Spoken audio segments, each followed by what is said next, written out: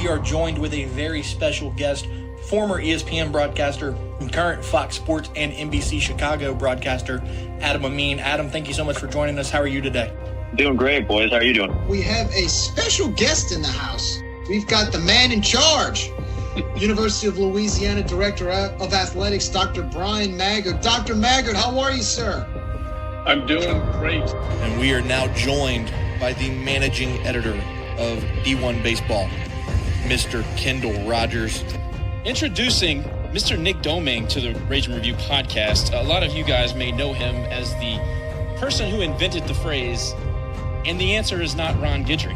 Man, I tell you what, but these candied yams with like the marshmallows in it is about the most unappealing looking gelatinous shaws that I've ever seen. I actually kind of like I really like good cinnamon marshmallow yams. You like the can? Are you 60? No, really? We've got Lane Johnson here. Lane's going to be part of the Region Review crew. He's going to do a lot of background work for us. He's going to help us with our production. Lane, welcome aboard, buddy. How you doing? Get ready. Buckle up. It's going to be a lot of fun. We got a lot of things on the pipeline, and can't wait to share it and have a good time with you guys on it.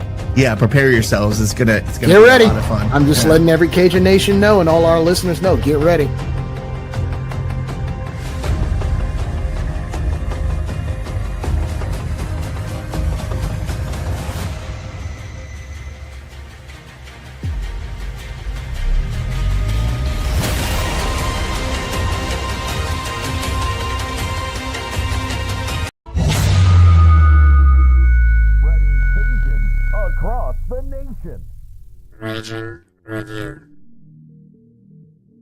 The Ragin' Cajuns will be a source of pride for this university, for the alumni, fans, and donors as we achieve success in the classroom, in the competitive arena, and in the community. It's about to get really fun.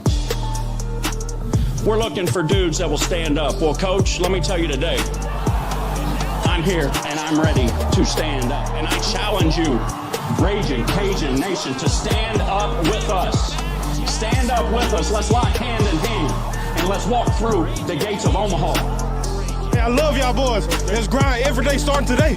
Let's do it. Y'all ready? Lord, ready. Who's that team ready? Who's that team ready? Yes, sir. I got one thing to say right here. Cajuns win!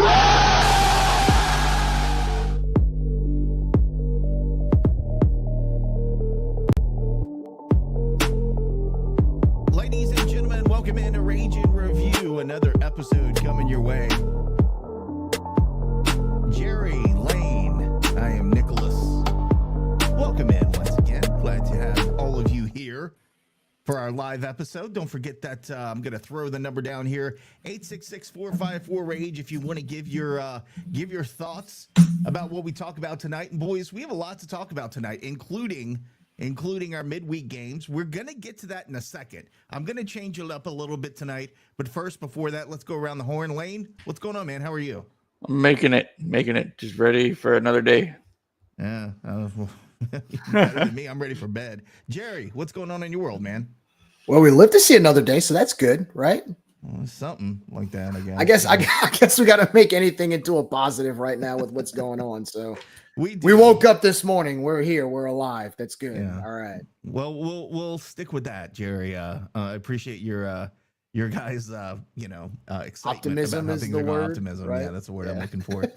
Anyway, as I said, we will get to the midweek Shaws in just a second. We're going to change it around a little bit today because we are going to have Man About Town joining us in a little bit, and I definitely want to get his take on the midweek games as well. But before we do all that, we're excited to welcome in another head coach to Rage and Review. How about Coach Mike Federico? I called him Frederico with an R for years when I announced his name. I thought there was an R in there. Turns out there's not. So I did apologize to him before this got started. I didn't get to participate, but I did watch, and lots of great things, boys. So we'll regroup after this and talk about Coach Mike and what he had to say about the Cajuns in the upcoming series with us this coming weekend. So let's go to that, and we'll be back after this. Cajun Nation, hello. We have a special guest today, ULM head baseball coach, Coach Michael Federico. And Coach has been the head coach for the ULM Warhawks for 6 years now. I believe it's your 7th season, correct? At the helm at ULM since 2018. This is year 8, I believe. Year 8. Something like that. It's I guess I added the COVID year. I don't know if we really count that. Yeah, So. we were off to a good start that year. Isn't that the worst, right? Like it's the one year where you're like, oh man, we're gonna go so far, and then all of a sudden, just cancellation. No doubt. Anyway, but Coach, thank you for joining us. We like to get to know a little bit about the coaches as well as their career path. Now let's talk a little bit about yours. You started out as a GA at Southern Miss in 1998 after your playing career there before becoming an assistant at Meridian Community College. And you became the head coach there. You were there for 3 seasons. You then moved on to be an assistant at Memphis for 4 years before returning to your alma mater down in Hattiesburg. You were there at Southern Miss for 7 years as the pitching coach. You've now been at ULM since 2018. Talk a little bit about your experience you've had and on your path to becoming a head coach, and talk about your experience as a head coach. Yeah, it's been a wonderful path that I've been blessed to have. I actually, and I know this is a Raging Cajun thing, but I actually was recruited out of high school. I'm from South Louisiana, from right outside of New Orleans. Got recruited to McNeese with Coach Robe, so I've known him for a long time, and the trajectory and all those kind of things. And I ended up going to a junior college in Mississippi, and then going and playing at Southern Miss after, and kind of got my start in the coaching ranks, and owe a lot to my time, and was blessed to have the things that happened for me.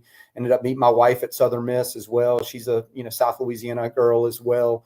And it's been a fun ride. I was able to go to a junior college and get started, and recruited a lot of Louisiana kids, and even used to go to back in the day when Tops and all that started going. Coach Robe and them used to have 75 kids on their roster, and would be having guys leave in November, December, and recruited some of those guys as well. But yeah, it's been a fun path. Got my Division I start at Memphis. Was a recruiting coordinator, pitching coach before going back to my alma mater, and had a lot of success there. My last year in 2017 at Southern Miss, won 50 games, and was able to get a head coaching job here. And in a wonderful league, wanted to stay in the South, and it's been a crazy ride. So Lane, before you go, Coach, I got to ask. So you're from South Louisiana, around the New Orleans area. Nick's gonna get so mad at me when I ask this, but where did you play high school ball? I played at a little small Catholic school called Pope John Paul in Slidell, Louisiana. Yeah, I know Pope. Got one of my good friends went there. Good baseball, yeah, for sure. Yeah, Lane, go ahead, man.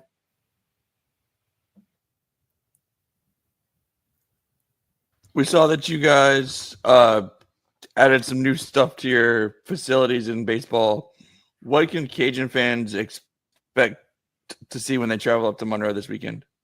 Yeah, it's been the last 4 years, it's been kind of steadily just trying to improve facilities. I think everybody in our league is doing that. And, 4 years ago, we were able to get the turf, and that was a huge blessing for us. And little by little, we've done some, gradual things in there. But this year, when we did the turf 4 years ago, we have a backstop area that we were planning on kind of making a suite, getting people closer to the action and all. And we just kind of set up some chairs. It was kind of a, small steps that we were trying to take. But this year we actually have like the nice leather seats with the ULM logo back there.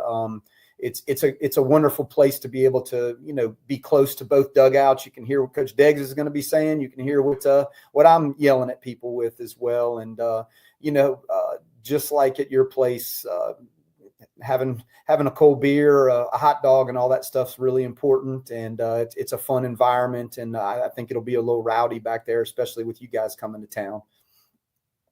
Coach Fed, I appreciate the opportunity to get to talk to you. And I wasn't privy to be in the pre-show, so it's nice to meet you. Yeah, absolutely.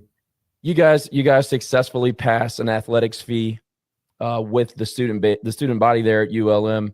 And we know all too well how difficult that can be, because we tried unsuccessfully a couple times. And it's obviously a big boost financially for your program as a whole, not just baseball. But I'm curious, since you've been at ULM in 2018, took over, obviously, what was the biggest culture change that you needed to see and have seen in the baseball program and athletics as a whole?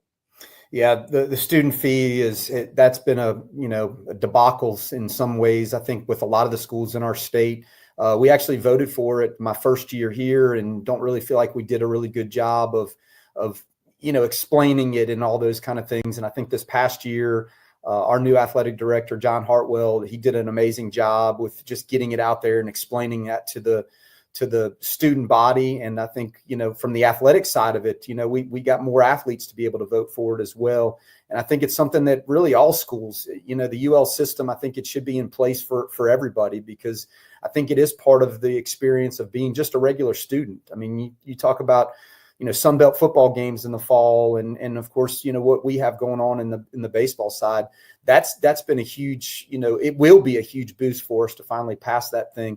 I think the biggest thing, though, from the culture side of it for us is, we've got some leadership that is a little bit more stable now. I mean, in my time being here, and we're going through it a little bit right now. President, I'll be on my 4th president in 8 years here. And I think I'm on my 5th athletic director since I've been here. So we need some people to drop anchor. And I feel like Mr. Hartwell is definitely doing that. And he's doing a wonderful job just to kind of stabilize some things, because, we just talked, Jerry, you just said something about the COVID year. Like it's been nuts at a place like this, where it's just been one of those things where we've been flying by the seat of our pants. And I feel like we have some people that are dropping anchors now and really trying to, see this thing throughout. Coach, first of all, congratulations on getting that student fee passed. I know that's like a chore. It's almost like getting a bill passed or going through Congress to get something done right away. That was a huge win, I think, for the university. But let's kind of shift over a little bit to NIL. Coach, you've been around a long time. You've seen the sport evolve. You've seen finances evolve with college athletics, but this one has been a huge, no pun intended, a big curveball, right? Yeah. With NIL.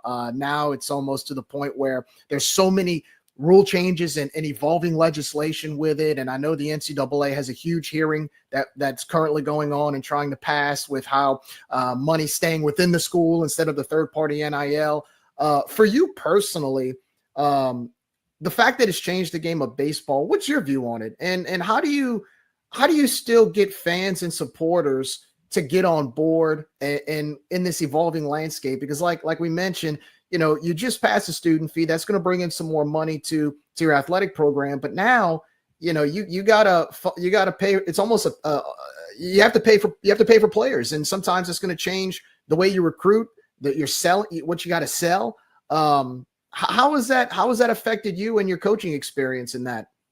Yeah, I think two parts. I think it's great that the kids have a chance to be able to make some money and some things like that. I think they're very well deserving of it.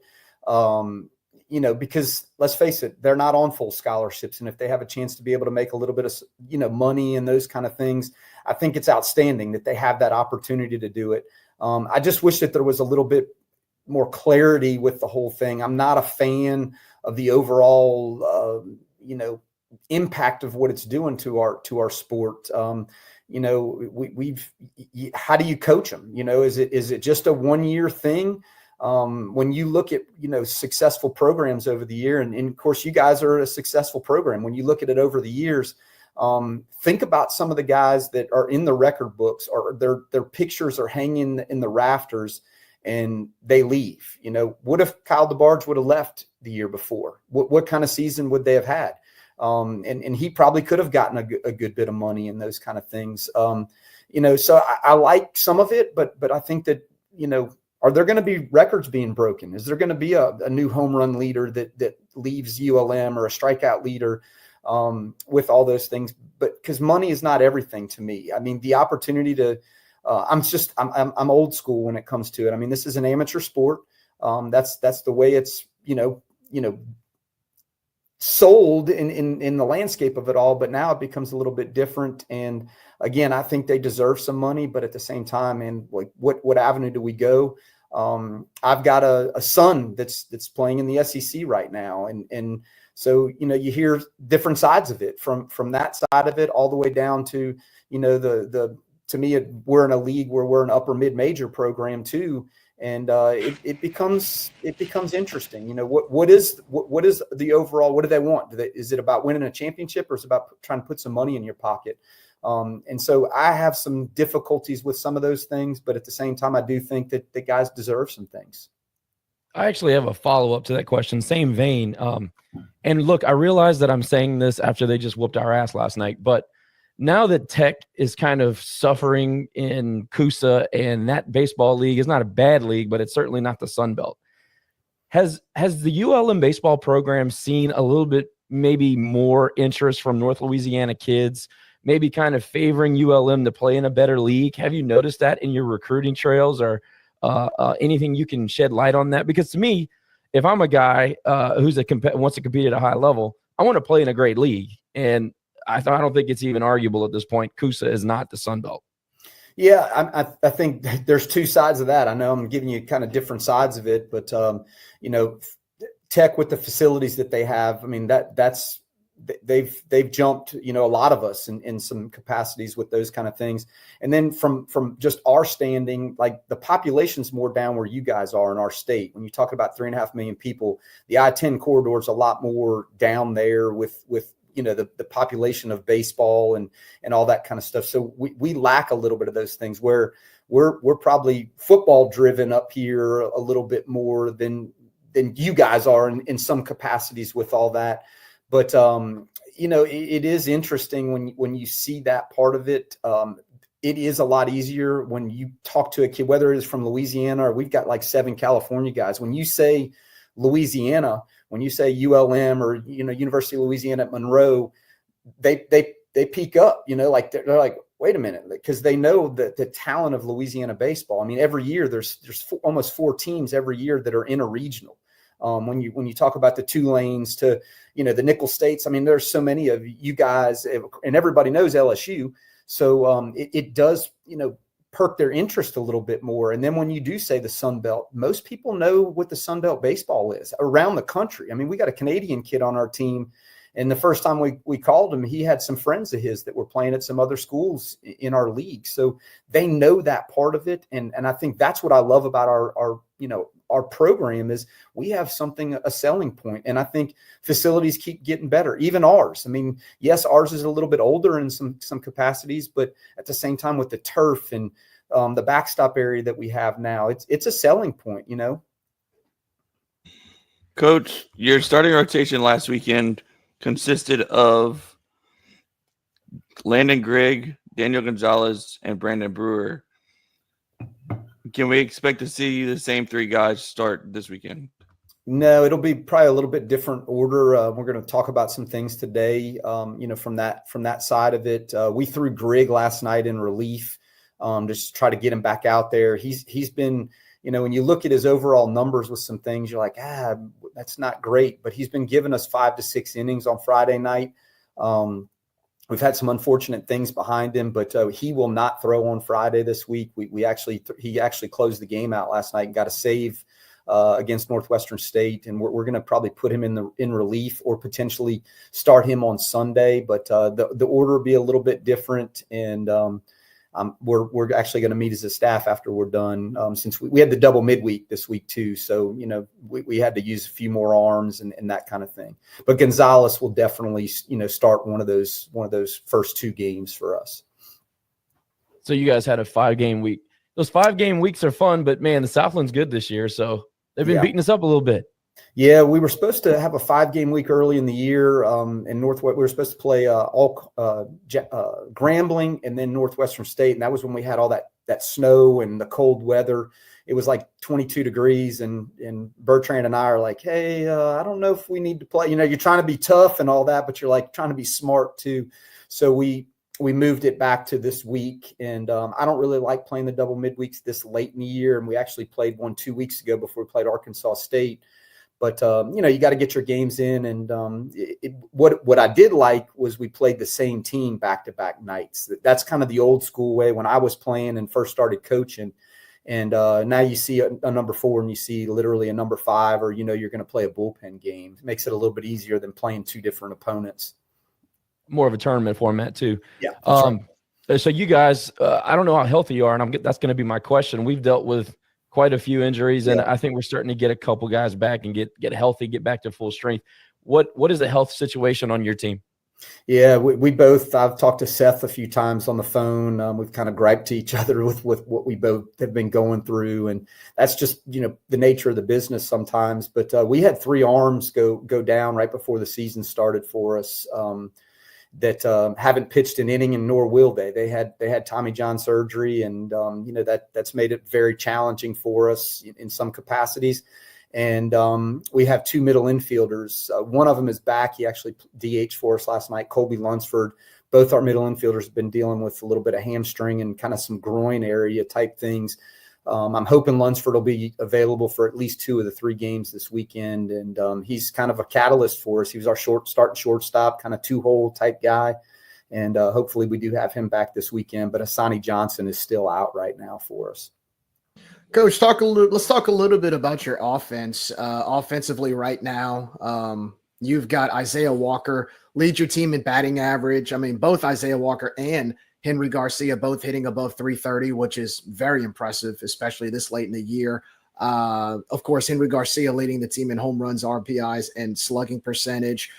Talk a little bit about your offense, especially when you have hitters like that with that type of batting average and that type of consistency, and how important that is to your lineup as a whole.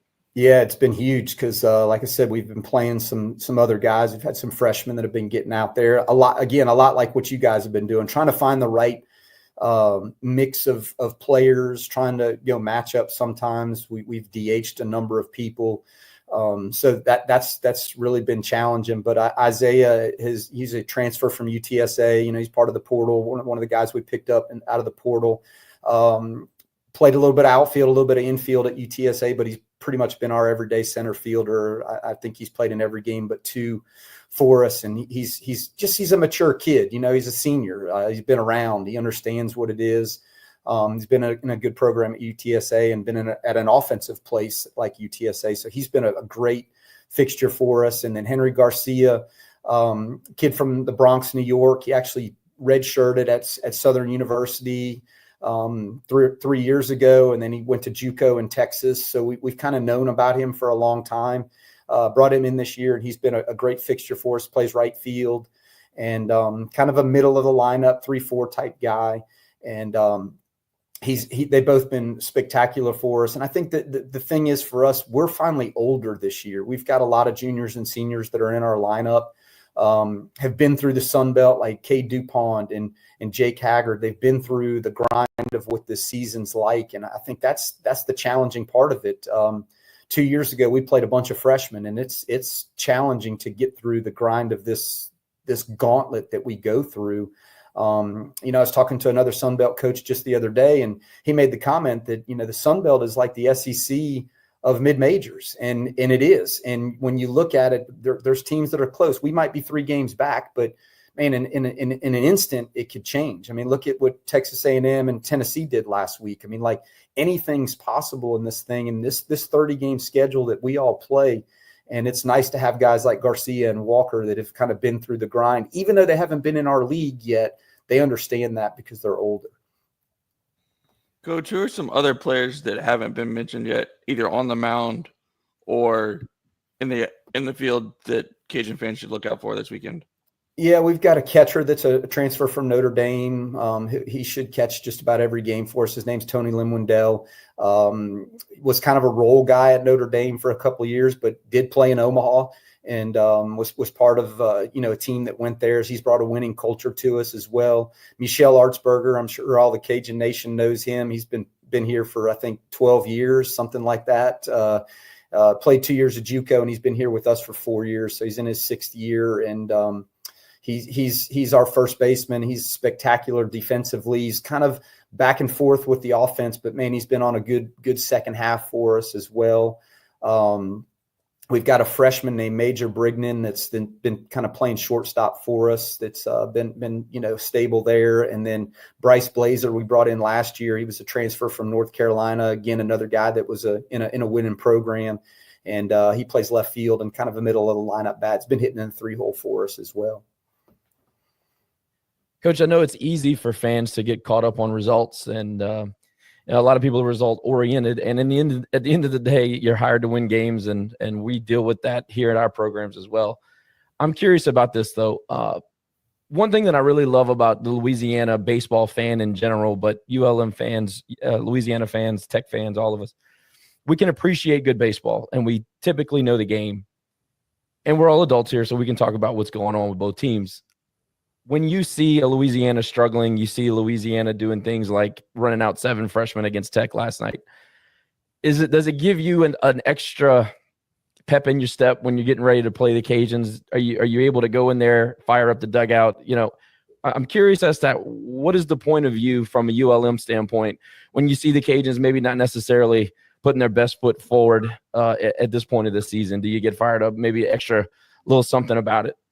Well, it's funny. After the Sunday game, we lost on Sunday to App State, had a chance to win the series, and we didn't play good on Sunday. And one of the conversations after the game was the week that we're in right now and playing Northwestern State, which is a team that we've played more than any other team in the history of ULM. And then we've got you guys for this weekend. And then next Tuesday, we got Tech. So, you're playing a bunch of Louisiana teams this week, and there's a pride thing. There's something about being an alum of whatever institution it is. And there's something about, like here, everybody says it's ULL, it's not UL. And it's and it's just Rec Tech or whatever it is that's in there. And it's funny because even last night after the game, I was up there doing the post-game radio, and we had probably 11 of our guys that were talking with the Northwestern State players. And I knew that we had, 2 or 3 guys that played high school with them. And so there is a pride thing about that. There's something about playing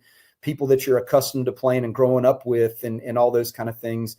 And there is a culture here, and it is, it's fierce. And there's something about it because we don't have so many pro sports here. So college athletics, and in particular baseball, is very big in our state. I mean, let's face it. Like I said, when you talk about all the teams in our state that have been to Omaha, you guys are one of those. And there's an expectation for the UL fans to, be in a regional and be in Omaha. It's talked about. And, we haven't had great success here over the years. We've been to regionals. 2012. So it's an expectation that we want to get to a regional, and you don't have to necessarily win the league to get there, because you can put your best foot forward. You can finish 4th in our league and still get there. So I think there is an expectation from our program, and that's why I took this job, because I felt like, man, this is a place we can win because of what the SunBelt brings to the table. And I love the rivalry, and I expect it's going to be hostile this weekend. Are y'all playing some young guys? Yeah, but at the same time, it goes back to when you look, Kyle DeBarge played as a young guy a couple years ago. Gunnar Leger played as a freshman a number of years ago. How do you build culture and how do you build programs and stuff? And typically it's hard to do it at places like ours by just buying a team each year. Maybe you guys are going through a little lump right now because of those things, but man, I know a lot of those kids. My son played with a number of those guys. I traveled on the road with a couple of those freshmen and their parents, and I know some of those kids, and there's good players there. Now they're going to take their lumps because it's college baseball. And the average age of our kids, probably 22, 23 years old, and y'all's is probably 19 or 20. So it's just one of those things right now. And I know he's trying to be patient with them, but at the same time, you got to win baseball games. And I know it's challenging because I'm in the same boat. We're at 500, a little less than 500, and I've got the same expectations, and I've got an older team. But, do I expect to compete with you guys this weekend and get after it? Yes. I love your coaching staff, and, I could go drink a beer with them after. But when we play, I'm going to want to rip their faces off just like they're going to want to rip my faces off. And that's what I think is fun about, playing UL or any of the teams in our state. Josh, real quickly, talk about the hate. Sometimes hate's good in sports as long as it's clean, right? I'm a pro sports hate guy. you got to have it. If you're not a competitor, if you don't hate the guy you're playing against, I'm sorry. As far as I'm concerned, that's how it should be done at all levels. I agree. I mean, let's face it. If you and I were going to go play wiffle ball right now, I'd want to, crush you, but we'll go drink some Kool-Aid after and have a good time, go swimming or whatever. But I love that part of it. And look, man, we're passionate about our institutions. I mean, people here that graduate from ULM, there's a pride thing about it. And I think our institution has things that are better than yours when you talk about academic stuff. Like if you want to be a pharmacist, you're not going to UL, you're coming here. And if you want to be an engineer, you're going to your place, not ours. So there is a pride thing about that. And I think that's what's fun about, college athletics. And, to go back to the NIL stuff, let's take all that stuff away. There's a pride about, both of our institutions. And there's a chip on both of our shoulders because we have to do more with less. I mean, it is what it is. We don't have the money and some of the things that what LSU has, but at the same time, there's a passion and we both got unique, mascots and things like that. And I think that's pretty cool about it. I mean, how many places have a mascot of Cajuns or Warhawks? People don't even know what those things are, So it's pretty cool, and again, it's a pride thing that I'm glad I'm at this place, and I'm excited to play you guys this weekend. Well, Coach, before we let you go, and thank you so much for taking your time to talk with us today, but I have to ask one more question for you. Obviously, as you mentioned, both of our schools, when we face each other, we can expect the visiting team to bring fans. We know ULM has brought their share of maroon to Lafayette when you guys come to town, and I'm sure we'll have a lot of vermilion and white down at the Lou this weekend. For any of our fans traveling from Lafayette down to Monroe, give them some insight on what to do around town. Obviously we have 3 games this weekend, but there's some free time in between. Let our fans know where they can go. What are some of the hot spots in town, places to eat, places to maybe go grab a beer, some sightseeing tours or sightseeing sites around that area. Talk to our fans. Tell them where they can go when they're not at the Lou. Absolutely. It is from a food standpoint, it's a great place. Of course, the Duck Dynasty thing is always big. And that's kind of a cool tour to go on and kind of see, all that, a Louisiana based company, which I think is awesome. And, I know there's probably some duck hunters down there that are supporting us and our tax dollars and everything up here. But, there is some cool things, that you got the river that kind of separates West Monroe and Monroe, and it's kind of, which side of the river it is. But, there's awesome places to eat. We kind of mentioned some of them in the pregame show of it. Waterfront Grill is right on the bayou. It's a cool place. There's nothing fried there, so it's kind of different than maybe some of the food that you guys get down there. Field House is the South Louisiana guy that owns it. He played football and basketball here, and a great place to have a cold beverage and have some TVs and all that kind of stuff. Enoch's, I can't remember who said that.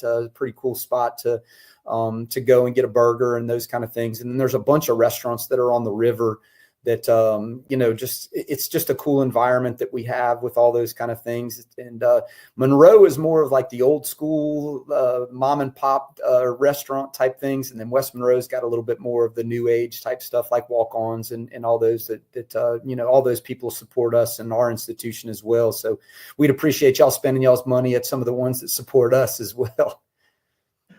For sure, Coach. Well, Coach, thank you so much for taking your time to talk with us today. It's like I've told previous coaches we've interviewed, look, best of luck to you the rest of the season, except for this weekend. We'll scratch that out this weekend, but it should be a fun matchup. It's always a fun matchup when we play ULM in anything. And again, congratulations on that student fee. I'm sure that's huge for the university and huge for your baseball program. I know it's going to be a great atmosphere at the Lou this weekend. So thank you for your time. Lane, want to tell Coach goodbye before we go? I appreciate you coming on. Like Jerry said, it's actually kind of cool that we get to interview all these other coaches across the SunBelt and across the teams that we've played this year. So we appreciate your time. Absolutely. Right. Thank you, guys. Tell them bye, Josh. We didn't even ask the most important question. Oh, it's Masters Week, folks. Oh, I mean, Coach Fed. So do you watch any golf? You follow golf at all? I do. I love golf. I love to play. Don't have a Yeah. lot of time to do it all. My dad and my brother have been to the Masters a number of times, and I guess the worst part of my job sometimes is my dad lives in Tampa, so goes to spring training games and all that stuff. I've never been to a spring training game, and I've never been to the Masters. And a former player of mine's dad lives there, and actually is the guy that sets up all the tents. So he's like all the time. You can come anytime you want, but I would love to go see the Masters at some point. Don't have like a favorite or anything that that I love to watch or anything like that, but do love it. And I mean, to me, there's nothing like the Masters. I think it's to me, it's kind of like the Yankee Stadium of it's just beautiful. And I'm excited to watch a little bit of it on Saturday, and of course Sunday. Hopefully we get our game in on time and finish watching. That is on the plans for me this weekend. For sure. I was going to have you make a pick, but I won't put you on the spot. I did want to say, despite everything that is said and what people think or whatever, we actually do root for ULM to have a solid program, because when ULM is good and it's just a league thing. If you guys are good, then the health of the league is very high. So we hope nothing but continued success. We appreciate what you've done for their baseball program. It's always a solid program ever since you've been there, and we appreciate that very much. So good luck to you after this weekend. I appreciate that, guys. All right, guys, that's Coach Mike Federico. Of course, the Cajuns will be playing ULM in a 3-game series. Should be a lot of fun. Thank you for your time, Coach. Thank you. All right, fun times, boys. Look, a lot of takeaways from that interview, which we always have. But Coach Federico, man, we always have a pregame and a postgame, I call it, when we do these things.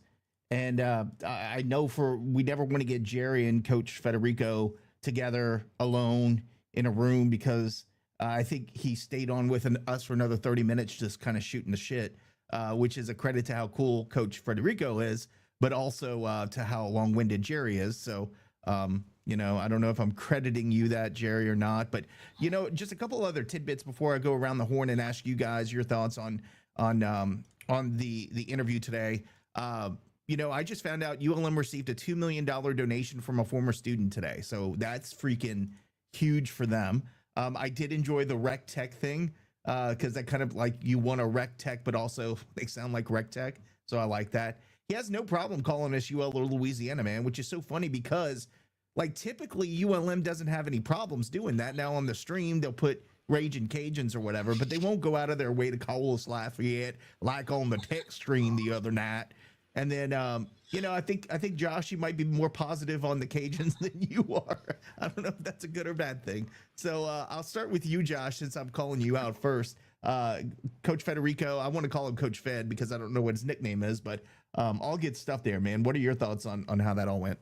I don't know why I kept wanting to call him K-Fed. Remember K-Fed? Everybody remember that? Yeah. Boy band, right? Yeah, no, that's it was Brittany's husband. Brittany's ex-husband. Yeah, that's Kevin what it Federline. was. Yeah, Federline. Yep. Yeah, I know. Somebody made a comment on one of the message boards that I still think about.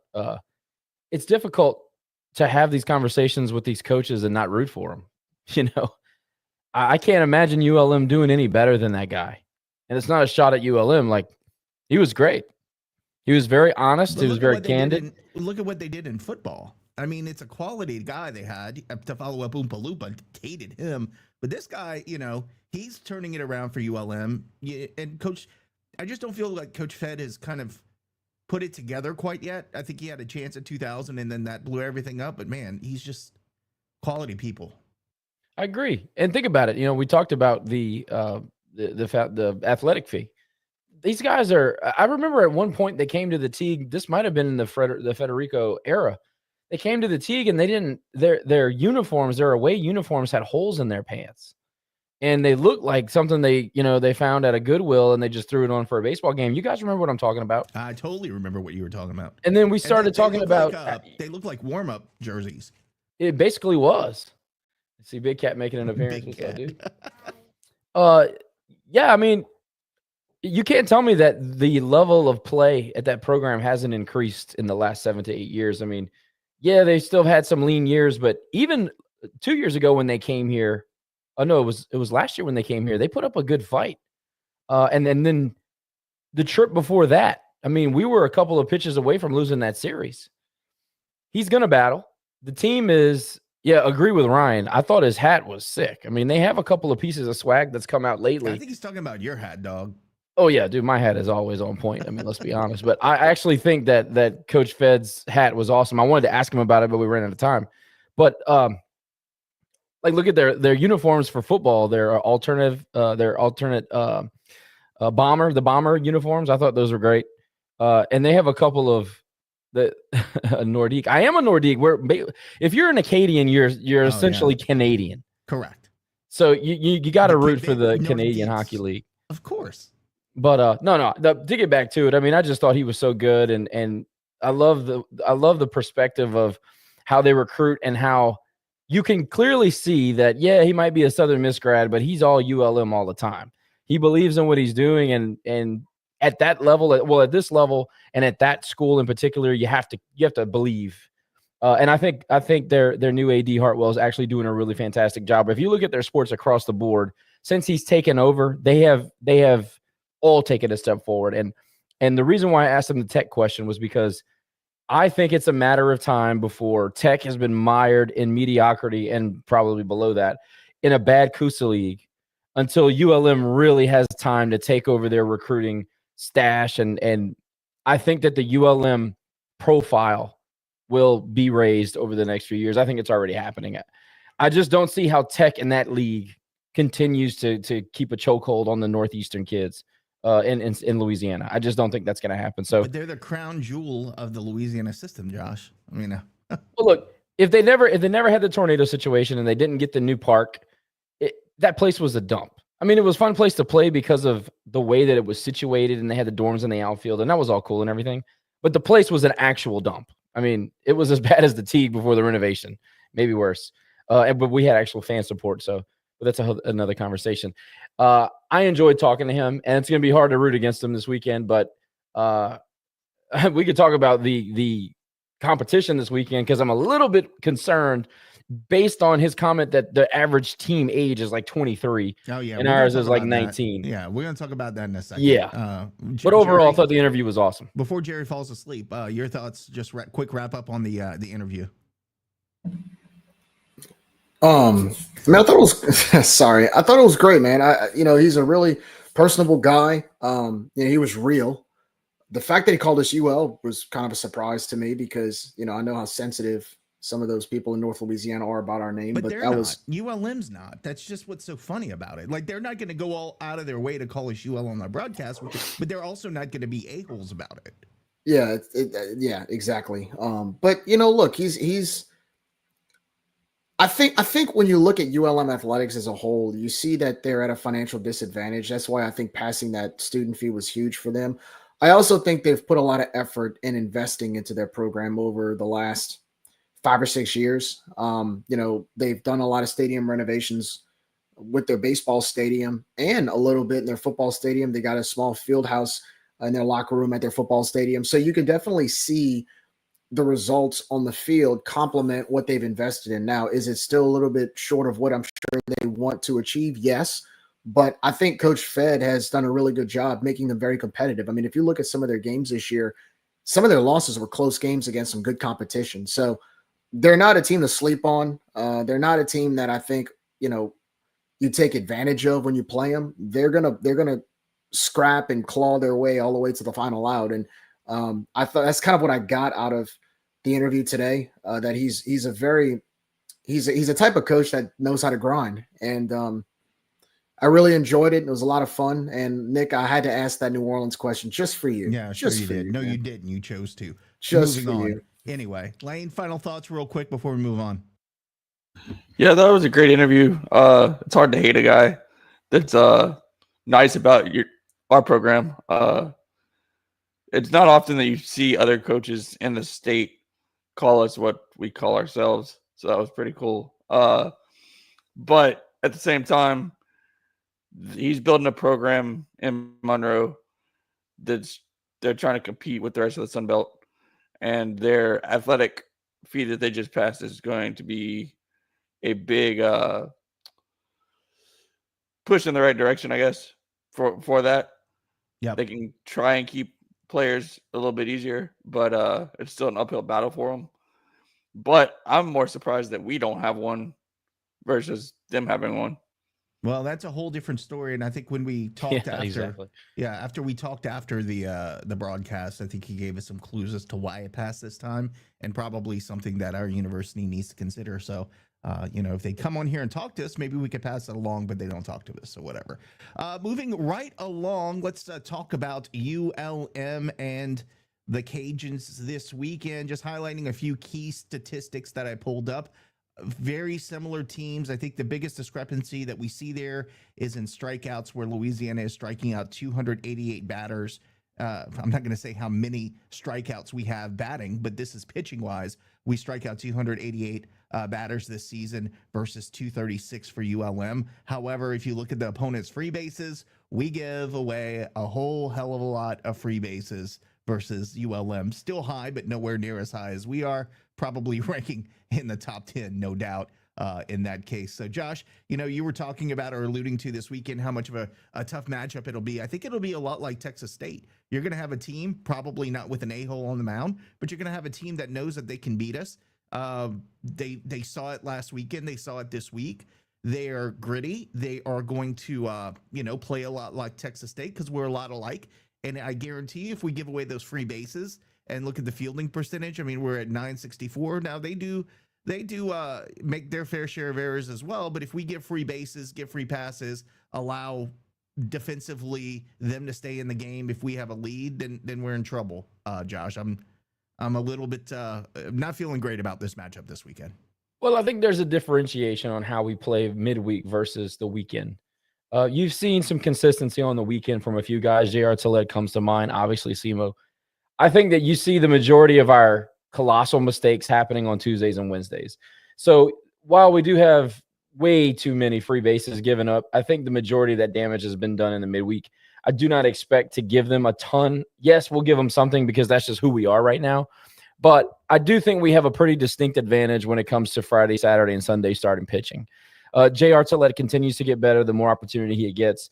Herman, obviously, it was a little banged up earlier in the season. I think that he's finally back to full health, and he's in a groove right now. And I like to watch him pitch when he's in a groove. He's very effective, especially when he's got an umpire back there that's giving him the black. It's kind of going to – I think it depends more on the umpire than we even really talk about with Herm. But if he's getting that borderline call, he's unhittable. Simo. ULM doesn't have anybody on their roster that can match up with Chase Morgan. I'm not saying it's a guaranteed win. I am saying that it is a guaranteed advantage.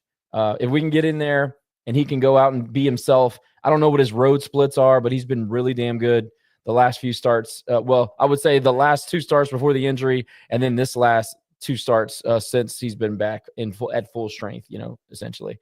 Nobody on ULM. They've got a couple of guys that can obviously put some power into the ball. Their slug is not where it should be. Obviously, their team batting average is not great.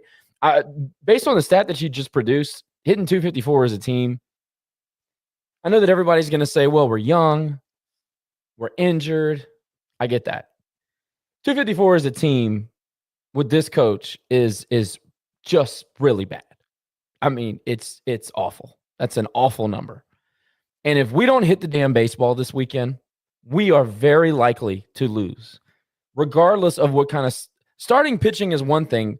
If for whatever reason ULM is able to get Chase Morgan in high pitch counts and he gets run in the 5th or 6th inning just based on pitch count, and we can't close it down in the back end of the bullpen, and we can't produce runs like we haven't many times this year, we're very likely to lose that game. I would say the same thing for Herm. If he's not getting the borderline call and if he gets his pitch count elevated and we don't come back with some run support, there's no reason why ULM at home with some of their older guys can't outlast us. And J.R. Tillett has been gold every time out, every Sunday that they've given the opportunity to go pitch. If he has an off day, or, I bet if we're all being honest with each other, we probably pencil in J.R. Tillett for 2 or 3 runs given up. We're not the type of offense that is going to go out there and get 5 or 6 guaranteed. That's just not who we are. So none of these things, even with these stats put in front of us, none of these things are like given. We're on the road. We're playing against an older team. and we're not playing good baseball right now. Whether it be the young guys or the old guys, anything is possible. Yeah, and that's I just want to set everybody up for that. Don't go, oh yeah, ULM, that should be three in the win column. Well, that's just not how it works. No, so I agree. And that's why I wanted to show the stats to show how close we are in so many of those categories. Because I'm feeling like it's another Texas State type of weekend for us. And we're not great on, I think we've only won 2 games on the road this season. And now we're going on the road to Monroe. Yeah, so we'll see how that plays out. I'm with you, Josh. I think Friday night's going to tell us a lot about what we do this weekend, because I'm with you.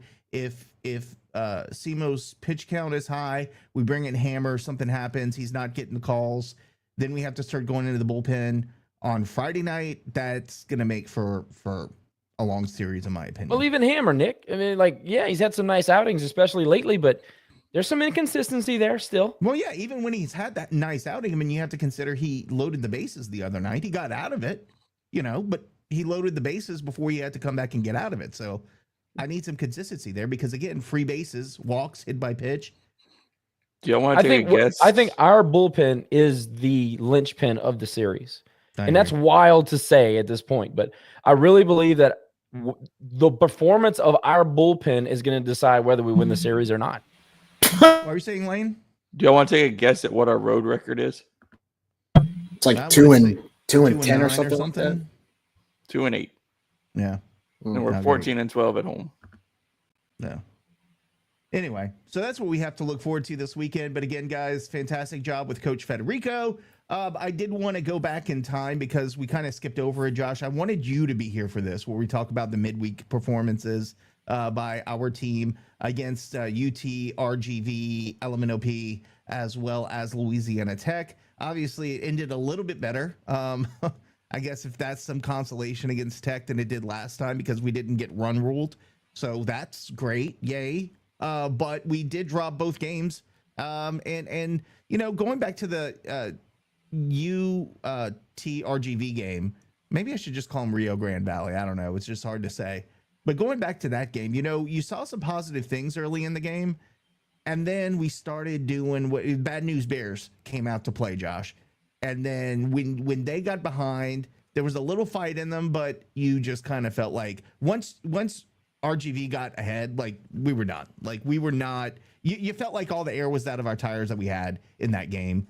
Just your overall thoughts on that Tuesday night game, but it was just kind of par for the course in midweek for us. I think it's the way that it happens.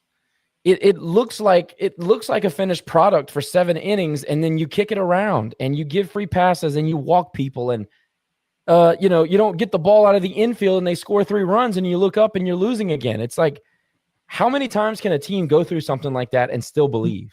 Oh, and by the way, they let us back into the game with some of their own, I wouldn't say mistakes, but just some weird things happened, and we got back into the game because they allowed us to. Otherwise, it would have been worse than 9-7 or whatever the final score was. Well, that's what this offense needs. We've talked about this on the show before. This offense at this point needs something from the other team in order to stay in a lot of these games. That's a fact. You can go back and look at the stats. We have enough data on paper at this point. It's obvious. If we have to fight our way out, it's tough. It's rough. It doesn't look easy. But I just think that the way that it continues to happen, Nick, I mean, it goes back to not playing complementary baseball. It's the pitching shows up and then the defense kicks it. Defense shows up and pitching can't throw a strike.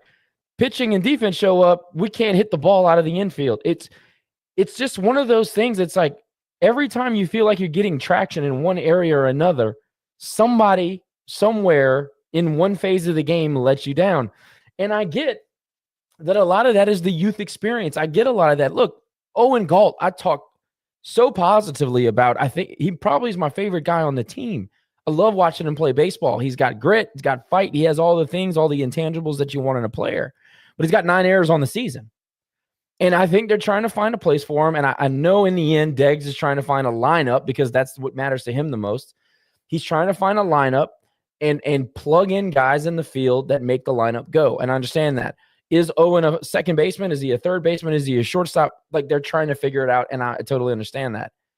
And hats off to him because the guy plays hard. He goes after, like the old adage, if you're going to make a mistake, make it being aggressive. He does that every single time. He's not passive in any way. And I love watching him play because of that.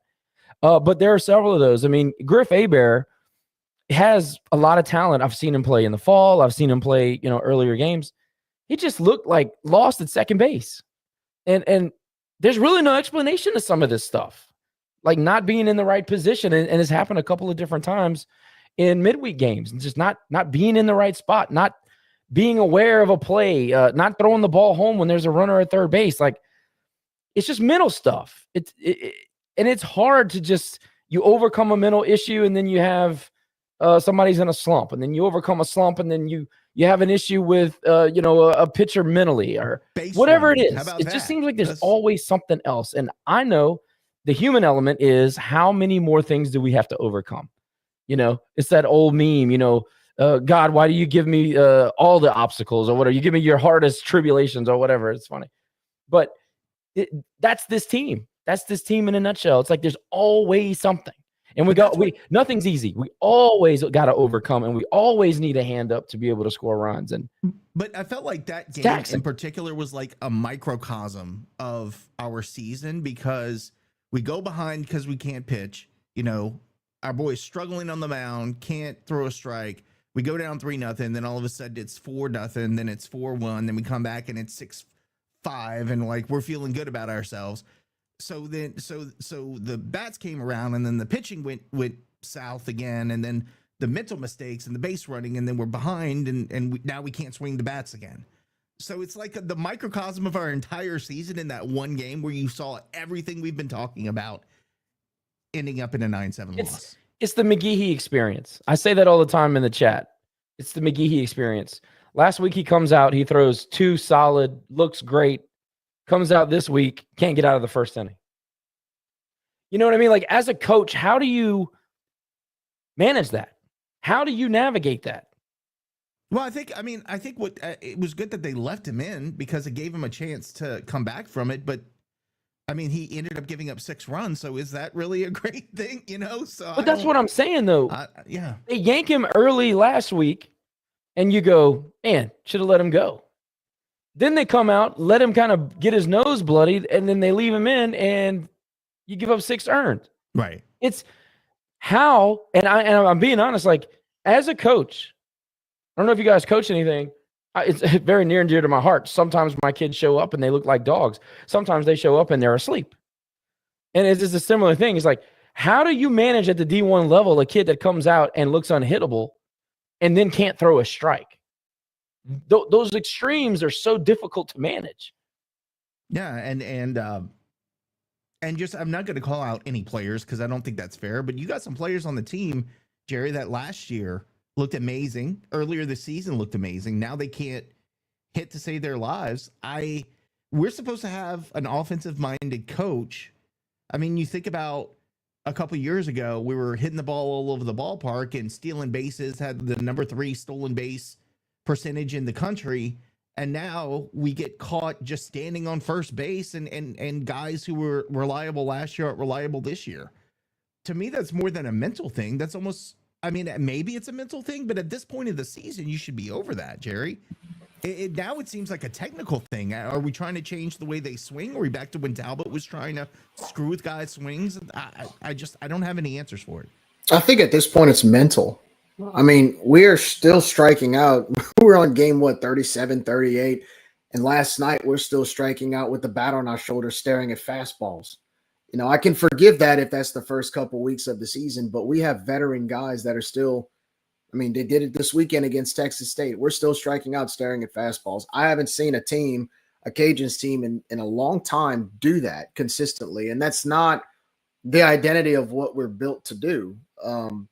We've had a reputation over the last 5 or so years of having a strong offense that attacks pitchers and gets on base and steals bases. And this year we can't even attempt to get on base because we're striking out, staring at fastballs on strike 2 counts. I mean, that's at this point in the year, I think it is a mental issue. And on top of that, last night, when you have 7 freshmen starting or 5 freshmen, whatever it was, plus you play a bunch of freshmen on the bump, I know we're trying to play the long game a little bit, but also what does that say about your upperclassmen? You know, the night before we against UT Rio Grande Valley, I mean, you score 5 or 6 of your runs, and I think like the third or fourth inning, and after that, you really don't do anything for the rest of the game. Oh, and then we bring in the upperclassmen, and guess what? They don't do shit either. And they don't do anything. I mean, I don't hate. But I know we're skipping ahead. No. I don't hate that we played the young pups. I loved it. No, but keep them in there. Give them a chance to get that RBI. What do we do when the bases were loaded? Bring in an upperclassman, and he hits into a double play. But the one bright spot about last night, in my opinion, were some of the freshmen being able to attack their pitchers. I mean,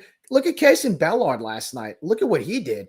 I mean, I would have loved to see more of that during the year from our veteran players. I mean, he's an example. I mean, you still got some decent at bats by. I mean, Galt has earned himself in the lineup. Griffin Hebert had a few decent at bats.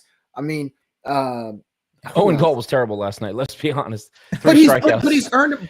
Oh yeah, you're right. He's an everyday guy. Himself as a true freshman, he's earned his spot in the lineup, and so it's encouraging for the future. But right now, it sucks because we shouldn't be losing as many games as we're losing as of late. I mean, we're on a 4-game losing streak right now.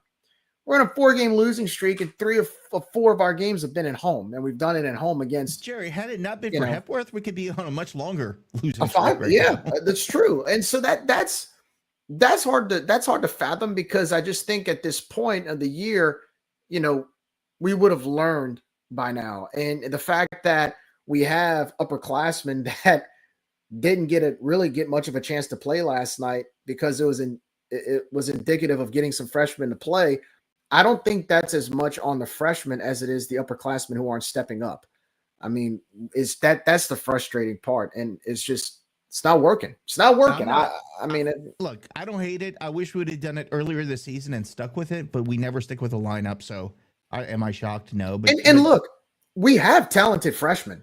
We do, but they're just not ready at this point to get where we want to go. It's going to take they're time. Sitting on the bench, Jerry. Like the midweeks are when you're supposed to have the kind of lineup we had last night. In my opinion, give a Jose a rest and let Poosh be behind the plate. We just started doing that a couple weeks ago. That should have been all season. Y'all know what's crazy? Last night we go to Tech. It's 10-7. We give them a game. Meanwhile, last week Tech comes to the Teague. We almost get run ruled with our veteran lineup. So we played better. We played better with a bunch of freshmen and sophomores and a bunch of freshmen on the mound. I mean, look, Osteen pitched well. For the 3 innings he pitched, he did a good job. It wasn't horrible, but it was decent for a freshman against a good team that can hit. I thought we played a better game with the freshmen and sophomores. I mean, that's just in the words of somebody old and Southern, that baseball. I mean, every game is different. But still, guys, that's not a good sign this late in the year. Well, I have an opinion about the older guys. I'm going to say that I'm going to back Deggs on this, but believe it or not, like I said this 3 weeks ago, and it's fine. It's like it finally clicked. These midweek games mean absolutely nothing at this point. Correct. You got to run these different lineups out to see who can play. Because if you're going to make a postseason run, it's going to come in the conference tournament. Who can pitch? One thing that we found out last night, again, consistency is something that we've lacked. Osteen can pitch. He consistently gives you outings. So that's definitely something. Now, I know the kids hit. They hit all right, but we really scored 5 runs. I know we got into one late there. What was it? I forgot who hit the homer. Was it Higgs? It was Higgs. It was Higgs. I mean, he ran into one right there. You got a 5-run lead, guys in there to throw strikes. Really, the youth scored 5 runs last night. So while we're sitting here throwing them a party. Just saying, Blaine Lucas, my boy, scored 2 runs last night. And we had some nice at-bats by the young guys, and I'm happy about that. Coach these midweek games like you got nothing to lose. I'm happy. I got no problem with that. I'm not even going to really diagnose that. That UTRGV LMNOP game, yeah, that was ugly, but at the same time, that's a quality club. And their quality depth at pitching at this point is better than ours. So I'm not, whatever. It's a loss and I hate losing, but I understand it. But my point about the older guys, I think we forget sometimes that this was supposed to be a step up. This was supposed to be Get away from regional. This was supposed to be a step up. Guys like Lee, guys like Drew, Markle, who wasn't here last year but came from a big program, and I promise you he got the lecture. We have expectations here and all that stuff. But guys like that, guys like Stelly, who year 3, you're walking into a situation where you're going to be counted on. He's got the alpha on the sleeve. They're feeling an immense amount of pressure. And when they're not delivering, I know Deggs. I know that they know that he's not happy. And I know that when you overthink things, especially in kind of a desperate situation or when you're pressing, you are a half second slow to swing. You are a half second slow to diagnose a pitch. You think too much. It's almost like a defense that's a little bit slow in football. When you're just out there just playing the game, you can react. When you're thinking, you're slow, you're getting your ass kicked. That's at the D1 level, at this level, especially in the SunBelt, it's that simple sometimes. And I think that these older guys they're just a little bit slow. They're in their own head. They're overthinking a lot of this stuff. And before you go any further, Josh, I know you've heard, I've heard from people, players, whatever, parents, the question is, well, Deggs he's not on people's asses right now. He's not chewing their ass. He's not Wolfpack this and all that. And the question is, has he checked out? Or maybe, like you said, it could be he's just trying to get these guys to understand, just play your game and don't worry about me chewing your ass after the game. You have a brilliant point. I honestly never thought about that. Well, I think that your personality, the personality of your roster changes every year, especially when you lose guys like Kyle DeBarge and you lose older guys like Brock and Rock and Hoodie and all these guys that had a certain mentality. These new leaders that emerge have different mentalities. And look, like Connor Higgs, but we can all agree that he's more happy-go-lucky. He's more kind of in the middle, even keel. I'd say the same thing about a lot of the people that we would consider older leaders. Caleb Stelly. I'm sure Caleb Stelly is a competitor, but he's more even keel. Lee Amade, a lot more even keel. Looks like the nicest guy in the world. We talk about the fact that, we miss a little bit of that dog. Who's the asshole in that dugout? We haven't talked about that in a while. I think a lot of the assholes are young guys. And when young guys are the assholes, they're not ready to lead yet. So they kind of take a back seat. And I wonder if there's a dynamic that's going on in there. And this is just my opinion. I haven't been told anything. But I wonder if that's it. And maybe Deggs has gotten to a point with his team. You can maybe have two different routes. Either he's accepted what he has. He's accepted that it's all about growth at this point. Or he started to understand the personality of the leadership on this squad, and he's kind of taken a back seat because his delivery doesn't fit this personality. You guys know, Nick, you know this as well as anybody with all the coaching in your family. Managing personalities and managing emotions and all that stuff is just as important as the X's and O's when you're with a group of dudes for 4 or 5 months at a time and you go on the road and you sleep in the hotels. And it's an untalk. We don't talk about it very often, but when you're young, especially, and you're learning who you are as a team, I think that that's a big component to what we see as the product on the field right now. Well, let's talk about, let's go back to 2000, make the College World Series. Following season, we don't even make our own conference tournament. We got guys shagging fly balls, or foul balls during the game.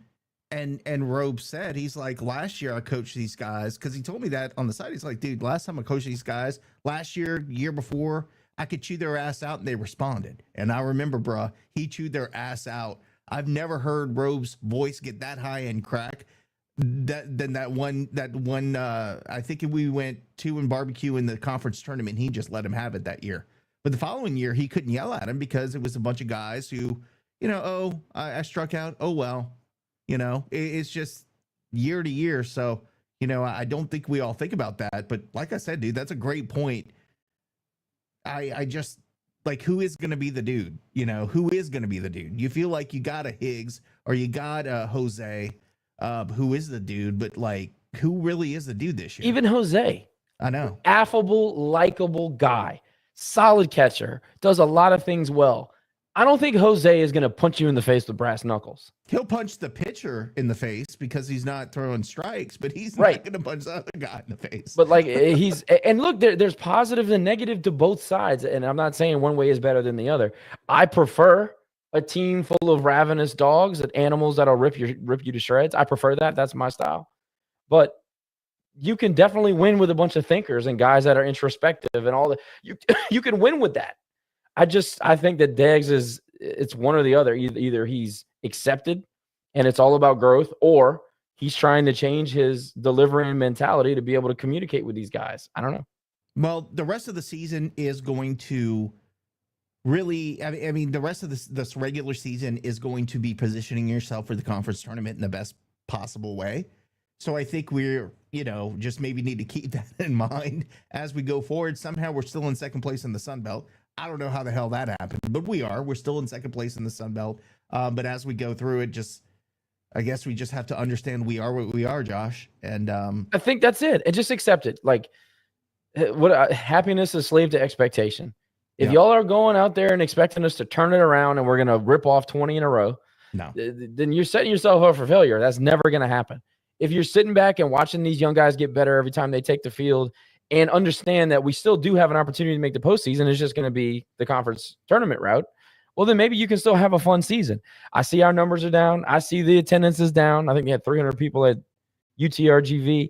I hate to see it, but I get it. Nobody wants to go sit through Little League baseball. I understand the growth process is not fun to watch. But if you are into those kind of things, if you are a masochist like I am, those are the things that you need to be looking for.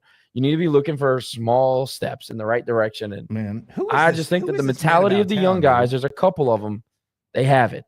Who is this man about town, dude? I thought you were going to come in here guns blazing tonight. I'm impressed. You made me even be introspective in some of the things I've said. Well, I mean, just like, let's be honest about it. What are you going to do? You're going to come in here and say Deggs is an idiot because he can't put together. Do I love the lineup? No. Y'all know that. I think he's an idiot for taking Hepworth out of the leadoff and moving him down. I think it was 5th or 6th.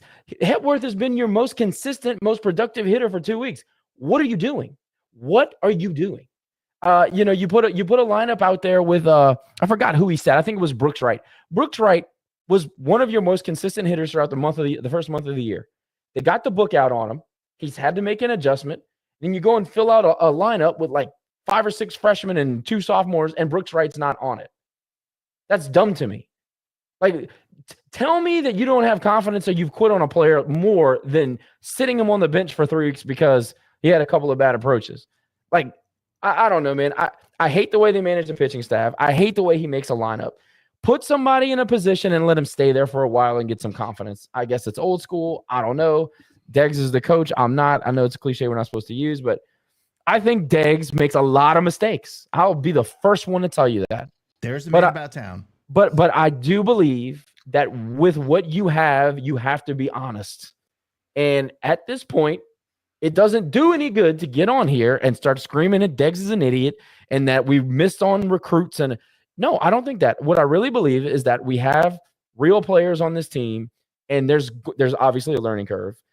But the real miss, I don't know, I don't want to call it a miss. The real issue is the gap between the leadership group and then the young guys that are producing.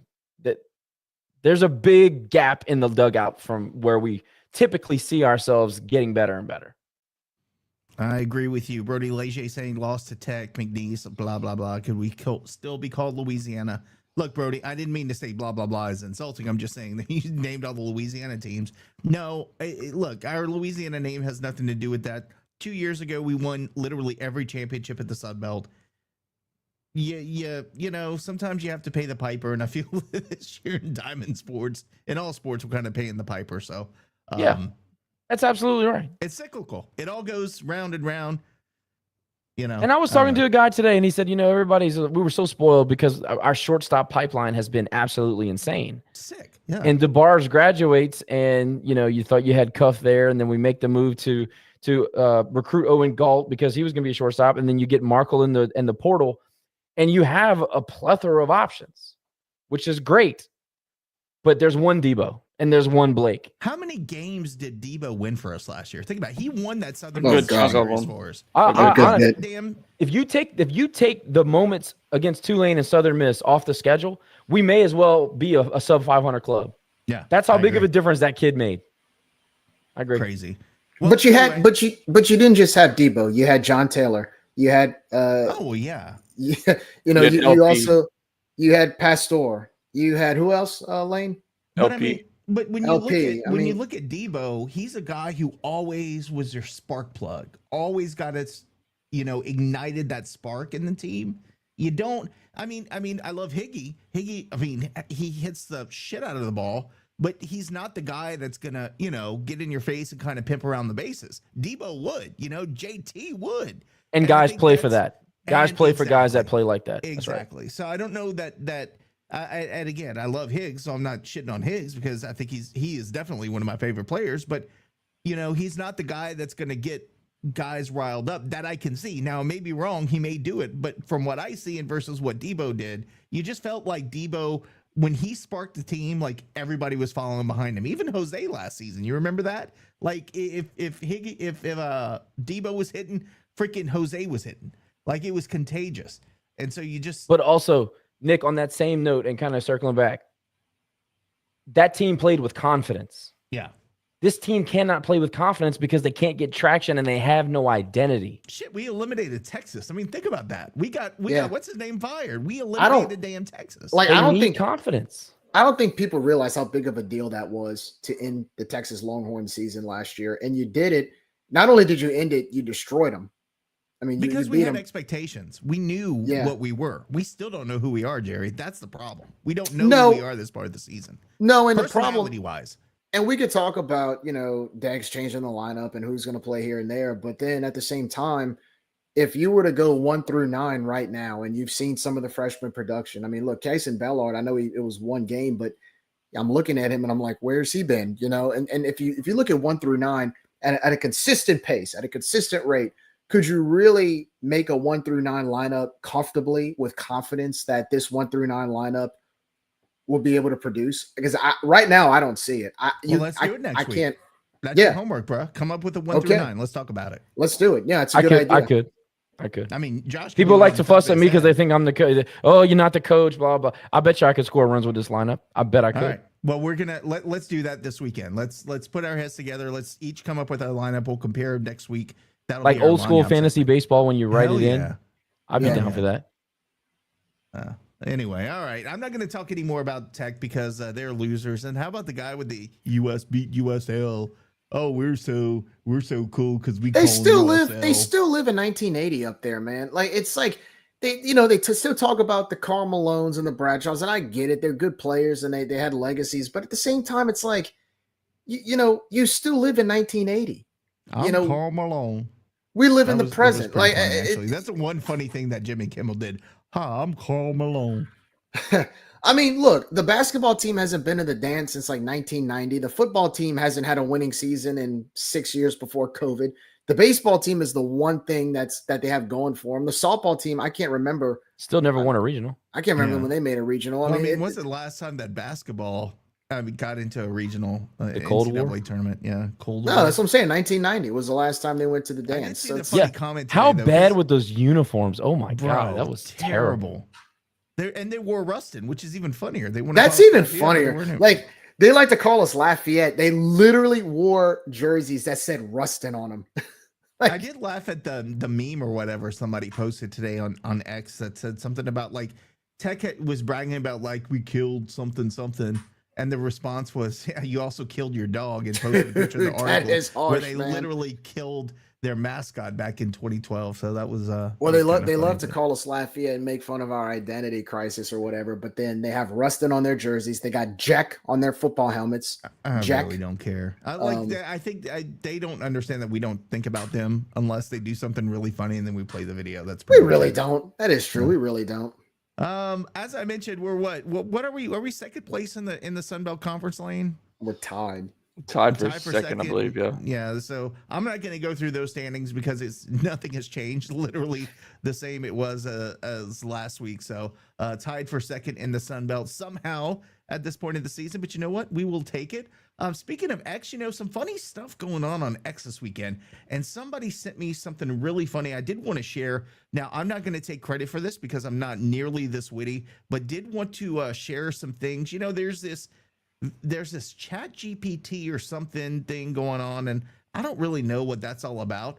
But bear with me 1 second. I've got a picture of what somebody sent me, and it's pretty freaking funny. Let's see. Downloads. I don't know what the heck. Let's see. Open. Let's see. Oh, there we go. Yeah. Okay, so this was actually funny. I don't get the Karen reference. I don't know if you guys do. Why does Karen look like a 70-year-old man? I don't know, but this was actually this made me giggle a little bit, and I know that we also play an audio version, but they have the I guess the action figure they're coming up with, and they have one for Bob Marlin. Book of Excuses is kind of funny. Wow. I'm sure there are others out there that I've seen. I requested Amiga's one, and nobody did it. Oh, that's kind of lame. Maybe that's homework for next week, Lane. We have to do. I don't know how to do these, but yeah, that was pretty funny. So wanted to share that because I thought that was hilarious.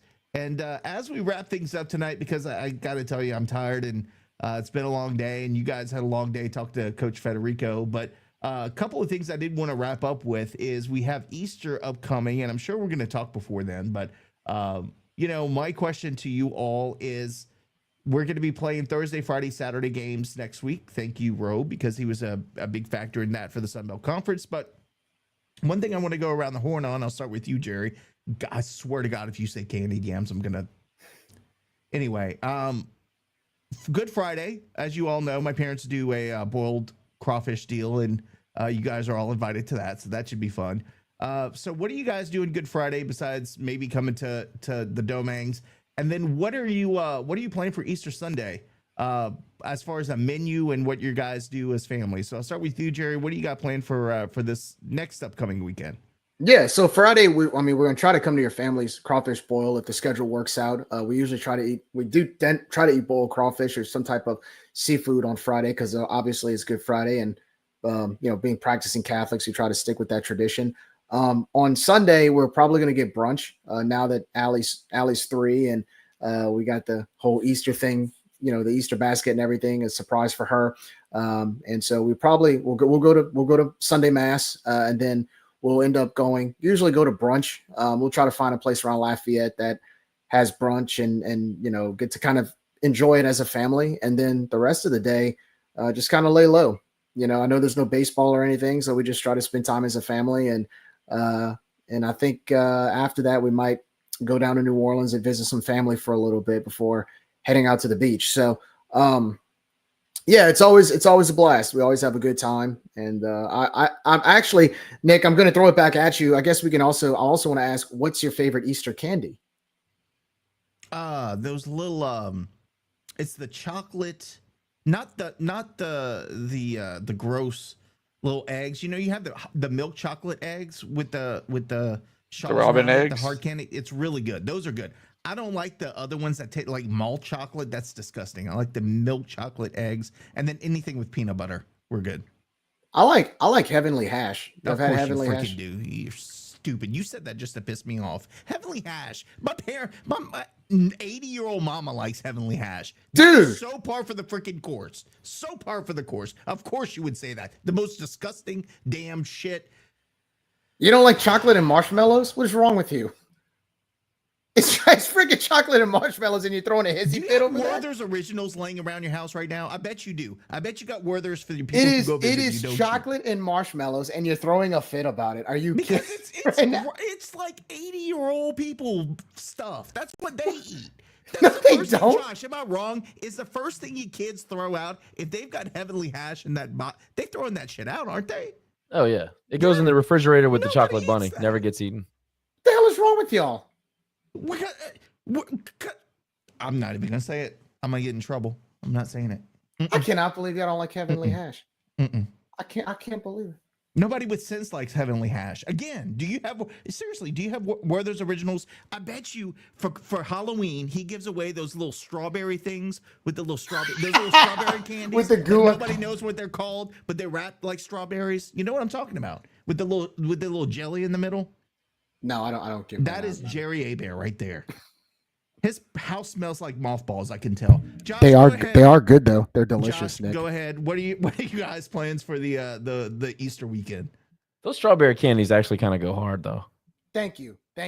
Well, I do like kind of those. agree with you on that, but I don't have them laying around my house. Jerry has them in his pocket with no wraparound with the lint stuck Werthers, to it. yeah, exactly.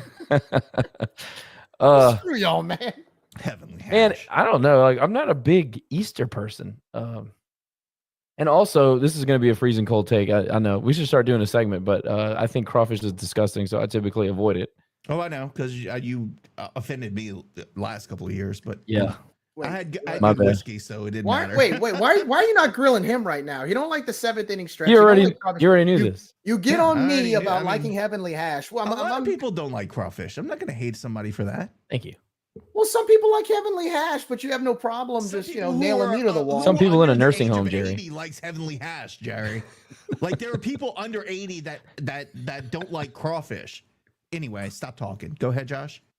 Yeah, so the crawfish. I know a lot of people do it on Good Friday, but we don't typically do it.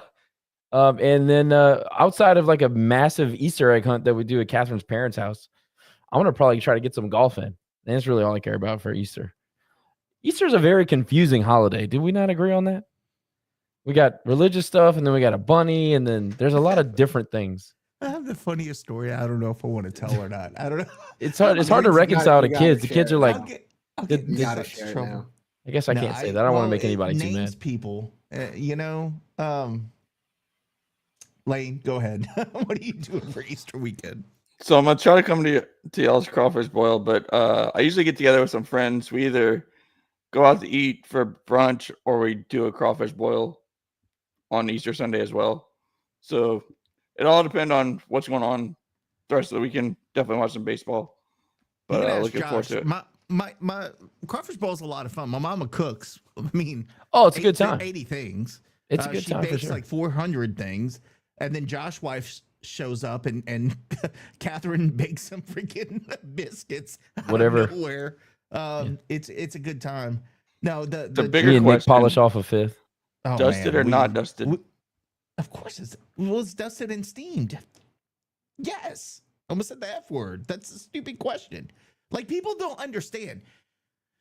I hope my neighbor's not watching. He watches this. He did some boiled crawfish this weekend. And I'm like, so when you're done, because he's never got it, like he does everything I do as far as soaks it for 20 minutes after boiling, all that good stuff. He's got that down pat.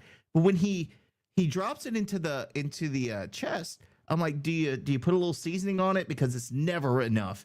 And he's like, oh yeah. And he took out some slap your moms and kind of sprinkled it and closed it. I'm like, bruh. Like you got to put the crawfish boil on top of it. You got to kind of shake it around and you got to let it sit there for about another 15 minutes. Soaks up those juices. See, Ryan's making a big mistake here. He says, I'm no longer invited to the crawfish boil. I'm the guy you want at the crawfish boil because I'm not eating it. No shit. That's more for me.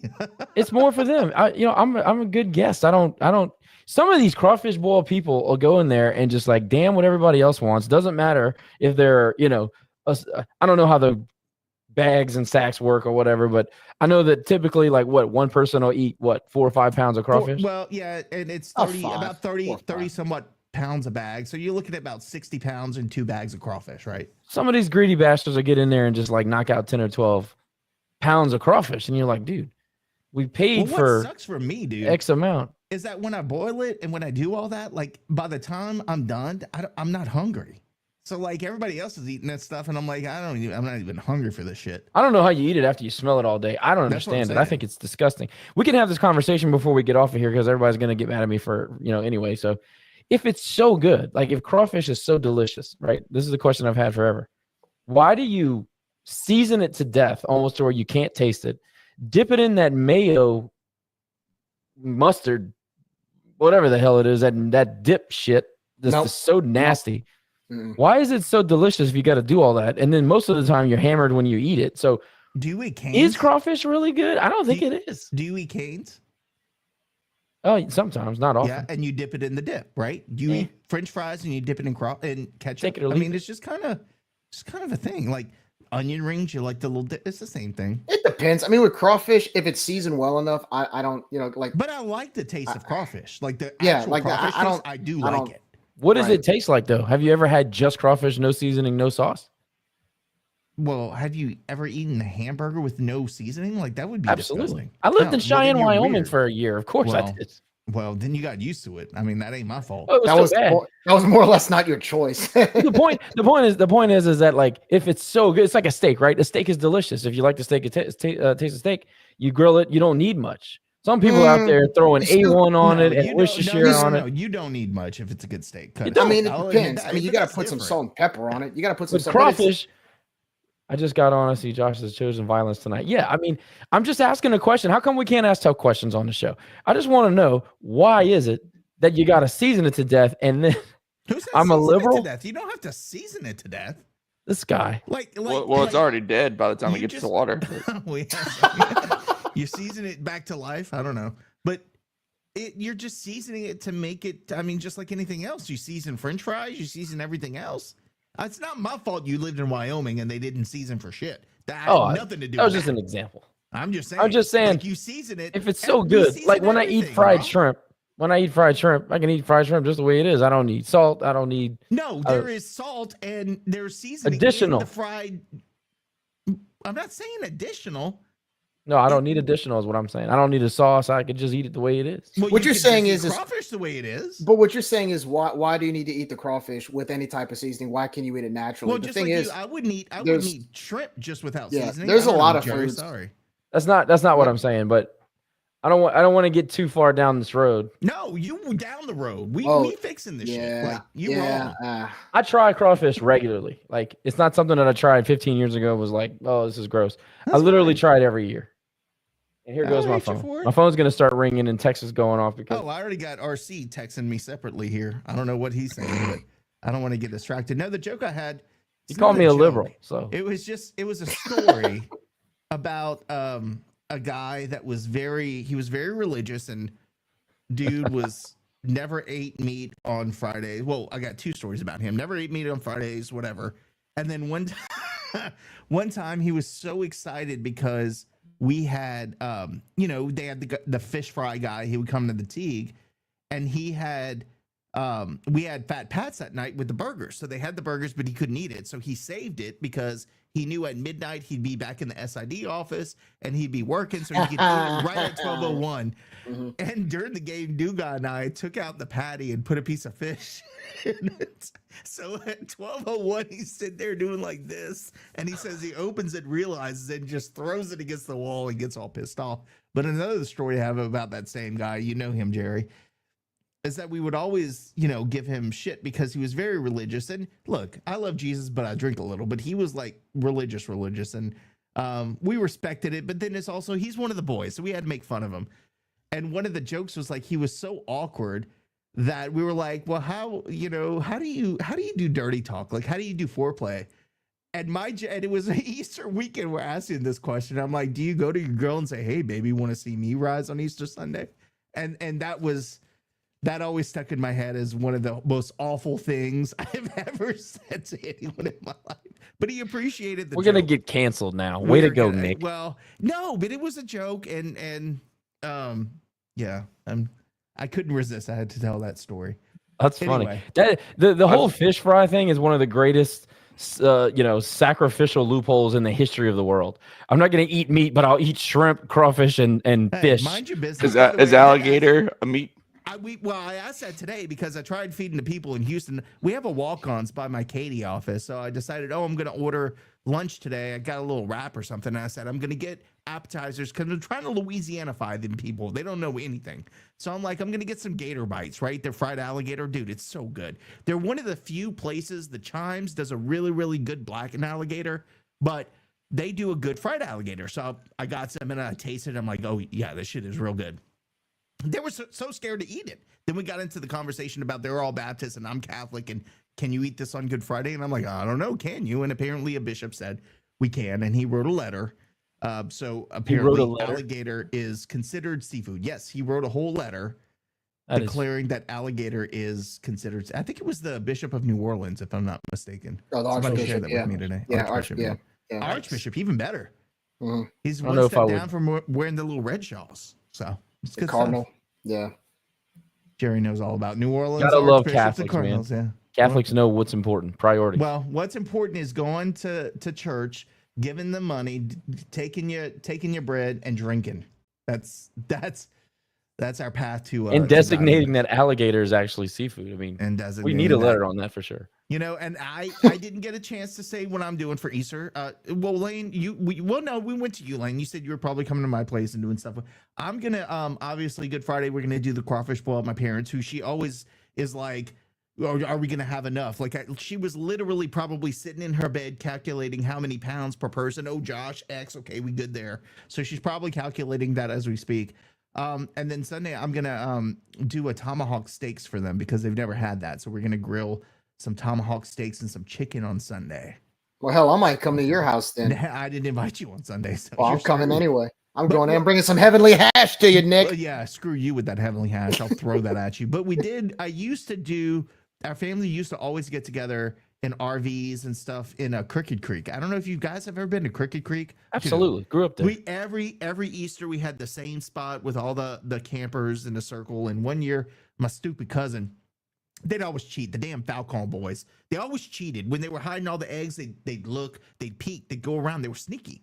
Well, one year we were doing the musical chairs, and it was me and him, and I had that. I was so ready, and they stopped the music, and I went to sit down, and that MFer pulled the chair, sat in it, and it was just like, now what? So I'm still pissed at all the Falcons. I don't like anybody with the last name of Falcon. Not Falcon, Falcon. You know, there's some good people from Dusau. Boys, it was good thinking about all those memories. I'll go around the horn. Jerry, any final thoughts before we call it a night, man? Oh, let's just win some games this weekend, man. Softball's got JMU at home. JMU's not the team we saw a few years ago. ULM, I mean, look, you're on the road. We haven't been doing too well on the road, and ULM's hungry for some wins.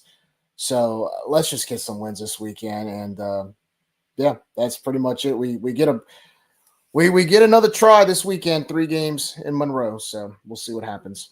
Lane, bang up job getting Coach Federico on the broadcast this week. So thank you for that, and always doing an awesome job. Any final thoughts this week? Like Jerry said, we need to get some wins. Softball is definitely struggling. Baseball just needs to get back on track, considering we're tied for second in the SunBelt. Just keep the momentum of the weekend going.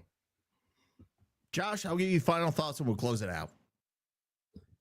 Everybody, show up to the park with the correct expectations and you won't leave upset. Just accept where we are. Enjoy the last 6 weeks of the season. It'll be fine. Get ready for the postseason tournament. It's fine. It's fine. We just got caught in a rebuild year. We weren't expecting it. It is what it is. Be a Cajuns fan. Don't be an asshole. Masters. Off to a nice start. I didn't see what Rory did today, but I saw Spieth was kind of doing his roller coaster ride early. Yes, I was going to say that. Is anybody up at the top of the leaderboard that's of note? I saw Corey Connors had a nice front nine. I think Scheffler was up there for a while, wasn't he? Of course he was. Hey, the Scheffler guy's a little bit good at golf. Oh, by the way, Louisiana caddy. Is it Ted Scott? His caddy. Teddy Scott, Lafayette, Louisiana native. Yeah, there you go. He's always at Oakbourne. But yeah, man, enjoy the Masters, enjoy the weekend. It's supposed to be super nice outside. I guess we'll be back here to recap, hopefully, a good weekend series against ULM. But it is what it is. Just nobody jump off a building over this thing. It probably won't get figured out this year, but next year we'll be all right. Just got to hold on to some guys. Expectations is what you're trying to say. Happiness is the slave to expectation, folks. I will remind you of that when you're in the group text screaming at everything. I scream at Deggs because he does really I don't know if I can say that. Really stupid things. Yeah. Really stupid. Well, you can say that now. I don't know. I've been told. Trump's America. What do you think of that, RC? Yeah. Liberal. As you say that, and we're going to go into our sponsors. Once again, I want to thank our sponsors for the pod, Recovery Chiro Man and Dr. Brett Venable. Hopefully they're not watching. Darren Domang and Lafayette Roofing, as always. Award Master and Rage and Hydration, which I will probably need some after this weekend if if things don't go well, I'll need that IV on Sunday, so I might have to give them a call to see what they can hook me up with. Do we have any trade with them yet? We got to work on that. If not, I don't know. As always, like, subscribe, and share. We count on your views for sponsorships and also some great things that we can do going down the road. So please like, share, subscribe, get us to 500 on YouTube, and I'll give you some crawfish on Sunday if you tell me you did it. For Josh, for Jerry, for Lane, I'm Nick. Have a wonderful rest of your night. We'll see you after this weekend. And as always, go Cajuns. Va brûler ce vieux plancher et la cocotte va voler. Si tu tiens mon atelier, va te montrer comment danser. Avec le clip et le clip clop, le hippity hip et le hippity hop. Tiens mon atelier et